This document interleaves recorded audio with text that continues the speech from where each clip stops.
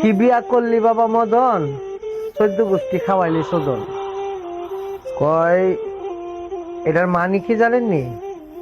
যে এক লোকে বউ দেখতে দেখতে মনে করেন ঘটককে হয়রান বানাই নিচ্ছে।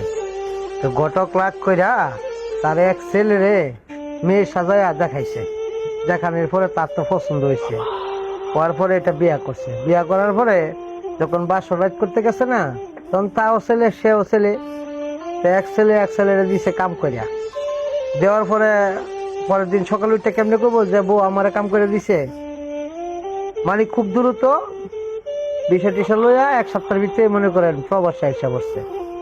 আইসা আর বাড়িতে খবর টবর নেয় না। তখন বউ চিন্তা করছে কিরে এর কাছে বিয়া বইলাম, তাই কিন্তু সাপ পাইলাম না, বিয়ার ঠিকঠাক বিচারটা করে নেই। বিয়া কইতাছে আমা তাই ওই রুজিনারে দেন না, আমার লগে থাকতো ননদরা আর কি দিছে। পরে ননদের দিছে কাম করে, তো ননদ শর্মে কয়তারে নাই। পরের দিন কই কি মা আমি যাইতাম না, তুই যা। তো গিয়ে কইছে আমা ও ইয়া রুজিনা যেত যাইতো না, তো আমনি আয়েন। তো হের মা গেছে, পরে দিছে হের মারে ফোন দেয়া।